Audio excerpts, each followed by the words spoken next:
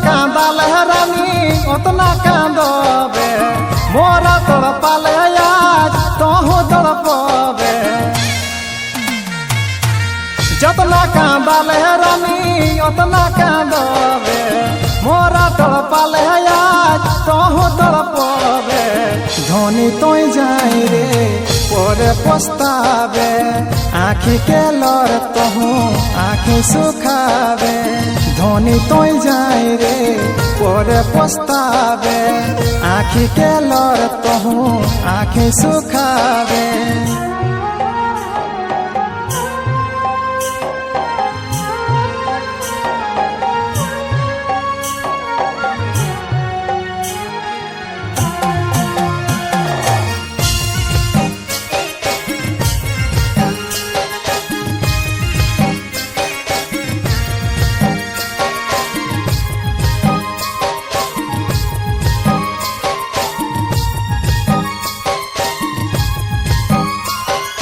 कोतेगे जतने तोरा राखल हियो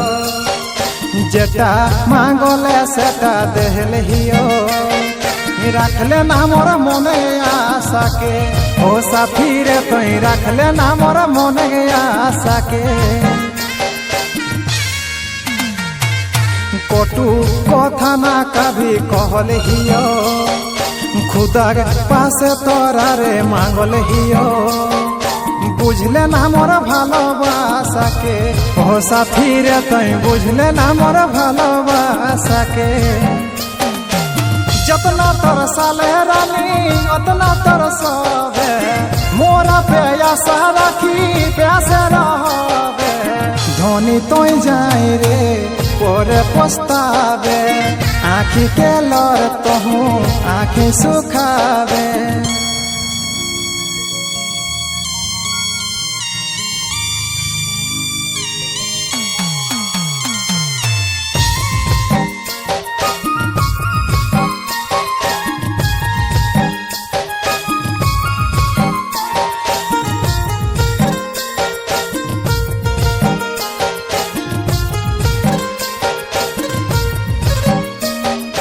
तोही तो हले मोरा आँखी कर तारा तोरा चाहलियो पागल गे पारा चाहलियो सजनी मान के ओ साथी रे चाहलियो सजनी मान के तोर भीतर रहलो रे जहरे भरा